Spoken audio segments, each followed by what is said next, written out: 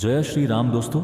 जैसा कि हमने पहले अध्याय में दिवेर युद्ध के बारे में जाना, इस अध्याय में हम युद्ध के परिणाम के बारे में जानेंगे। अध्याय 4, युद्ध का परिणाम और महत्व परिचय। दिवेर के युद्ध ने मेवाड़ के इतिहास में एक नया अध्याय जोड़ा। यह केवल एक सैन्य जीत नहीं थी, बल्कि यह मुगल शासन के विरुद्ध राजपूती स्वाभिमान की पुनर्स्थापना थी। इस अध्याय में हम विस्तार से जानेंगे कि इस युद्ध का मेवाड़, मुगलों और भारतीय इतिहास पर क्या प्रभाव पड़ा। युद्ध का परिणाम 1, मुगलों की करारी हार और उनकी कमजोरी। दिवेर के युद्ध में मुगलों की हार इतनी भयानक थी कि इसके बाद वे लंबे समय तक मेवाड़ पर आक्रमण नहीं कर सके। मुगलों के 36,000 सैनिकों ने आत्मसमर्पण कर दिया। दिवेर की चौकी पूरी तरह से नष्ट हो गई, जिससे मुगलों का मेवाड़ में कोई मजबूत ठिकाना नहीं बचा। अकबर की मेवाड़ पर पकड़ कमजोर हो गई और उसे अपनी सेनाएं वापस बुलानी पड़ी। 2, मेवाड़ की स्वतंत्रता की पुनर्स्थापना। महाराणा प्रताप की यह जीत केवल एक किले या शहर की विजय नहीं थी, बल्कि यह पूरी मेवाड़ की स्वतंत्रता की घोषणा थी। चित्तौड़गढ़ को छोड़कर पूरा मेवाड़ अब प्रताप के नियंत्रण में आ गया था। राजपूतों का मनोबल बढ़ा और कई राजा महाराजाओं ने प्रताप का समर्थन किया।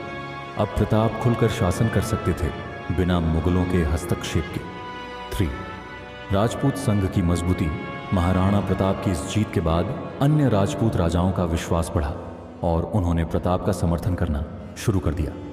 मराठों और अन्य स्वतंत्र राज्यों को भी यह संदेश मिला कि मुगलों को हराया जा सकता है।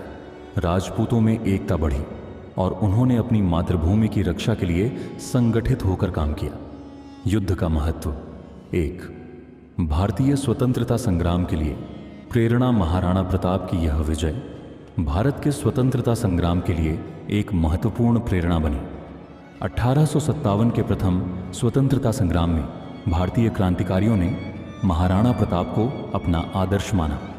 भगत सिंह, सुभाष चंद्र बोस और वीर सावरकर जैसे स्वतंत्रता सेनानियों ने महाराणा प्रताप की वीरता से प्रेरणा ली। 2, गुरिल्ला युद्ध की श्रेष्ठता साबित हुई। महाराणा प्रताप ने दिवेर के युद्ध में छापामार युद्ध नीति, गुरिल्ला वॉरफेयर को अपनाया और इसे सफल साबित किया। उन्होंने दिखाया कि अगर सेना छोटी भी हो तो भी सही रणनीति से एक बड़ी सेना को हराया जा सकता है। यही रणनीति बाद में शिवाजी और अन्य भारतीय योद्धाओं ने भी अपनाई। 3, मुगलों के लिए चेतावनी। यह युद्ध मुगलों के लिए एक कड़ा संदेश था कि राजपूतों को पूरी तरह से हराना आसान नहीं है।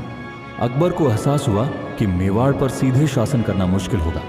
इस युद्ध के बाद अकबर ने मेवाड़ पर सीधा आक्रमण करने की कोशिश नहीं की।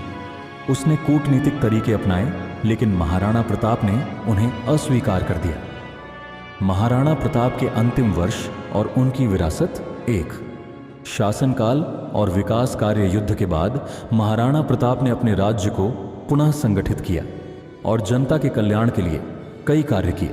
किसानों के लिए नई नीतियां बनाई गईं ताकि वे सुरक्षित रह सकें। नए किलों और गढ़ों का निर्माण किया गया। सेना को और मजबूत किया गया ताकि भविष्य में कोई भी शत्रु मेवाड़ पर हमला करने की हिम्मत न करे। 2, महाराणा प्रताप की मृत्यु और उनकी अमरता। 19 जनवरी 1597 को महाराणा प्रताप का देहांत हुआ। उनकी मृत्यु के बाद भी उनकी वीरता की गाथाएं अमर रहीं। आज भी राजस्थान और पूरे भारत में उन्हें वीरता और स्वतंत्रता के प्रतीक के रूप में पूजा जाता है। निष्कर्ष, दिवेर का युद्ध न केवल मेवाड़ के लिए बल्कि पूरे भारत के लिए एक महत्वपूर्ण घटना थी।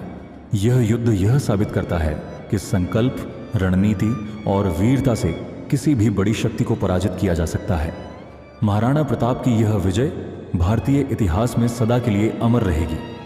अगला अध्याय निष्कर्ष, जिसमें हम पूरे युद्ध का सारांश प्रस्तुत करेंगे और इसे भारतीय इतिहास में इसकी जगह के बारे में विस्तार से चर्चा करेंगे।